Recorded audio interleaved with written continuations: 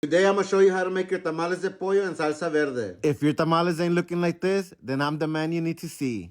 This is going to be my Tinder profile pic look.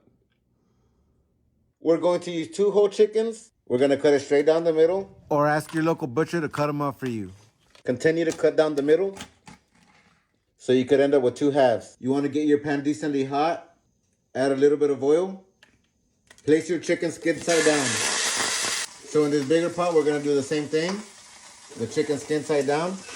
The other pan was just as a better reference point so you can be able to see better. Once we get a nice little color on the skin, we're going to go ahead and brown the other side. So by browning the skin is going to help us get a nice depth of flavor. It's going to give us a nice color on the stock. And just deglaze with your favorite brew. Now we're going to transfer the chicken to the pot. Scrape up any bits and pieces off that pan. Pour in all that goodness we just deglazed. This is where I think it gets a little bit tricky. Depending on how much you want to make, that's how much water you're going to add to the pot. So this covers 4 to 5 dozen tamales. If you want to make any more, you're going to need to add more water so you can make more masa. So depending on how much masa you're going to want to make, that's how much water you're going to want to add to the pot. So besides the chicken, if you want to make vegetables, you want to make bean tamales, whatever it is that you're going to make, you're going to need to make more masa. So that's how much water you're going to need to add. Did I lose you? Are we all here still? To cook the chicken, you're going to add 2 quarts of water and then 2 more quarts to make your masa. I'm going to add 2 more quarts of water to make another batch of masa.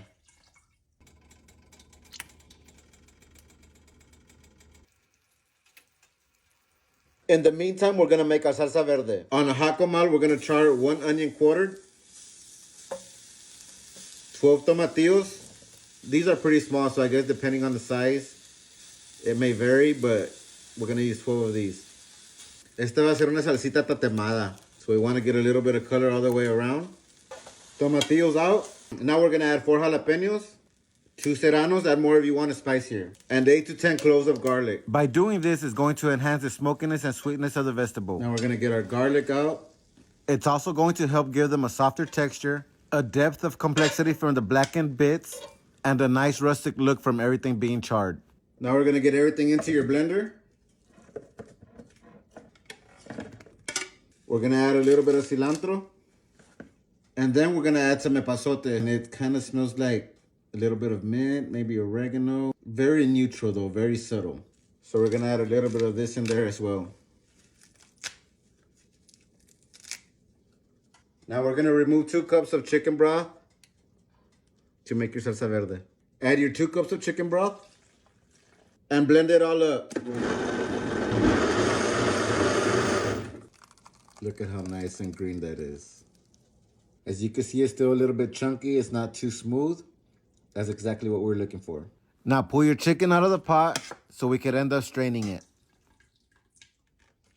We're going to let this cool down before we pull all the bones. Like all of these. The breast meat, the one that kind of gets lost in there, is the wishbone. We know that in the breast, there's not really too much bone in there. So in big pieces, just kind of throw them in there. All right. I like to leave a little bit of skin on there. Or if you don't like none of the skin in there, just completely take it out. So take your time picking through it. It'll be worth your patience. Let's go ahead and strain the stock. We got our 4 quarts of stock. 2 for masa and 2 for an extra batch of masa. Just strain whatever's left. We got our chicken pulled. We're going to add about 2 cups of chicken broth. You'll probably need to add about 2 or 3 cups of salsa. And now we're going to season with salt to bring all those flavors out. You want it to look kind of saucy, so just keep mixing, let it absorb some of that liquid, and let it all come together. So you want it to be nice and moist. So during the steaming process, they're not going to look all dry by the time they're done. Soak your corn husk for 10 or 15 minutes in some hot water. And make sure you use the smooth, silky side of your corn husk. One swipe. And the masa spreads like butter, baby. To learn how to make your masa, check out my next video. And now just let them steam for an hour and a half. Cover with some dried corn husk and let them steam low and slow. I have an electric stove and I had the setting on 4 right under medium heat. There's no need to have your water at a very hard rolling boil.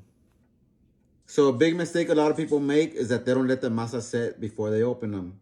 You gotta let them rest for at least 10-15 minutes. tip of the day. Talk about a true labor of love. This is something you really have to have the passion for. You ain't gonna find me in the club, baby. You're gonna find me in the kitchen whipping up tamales.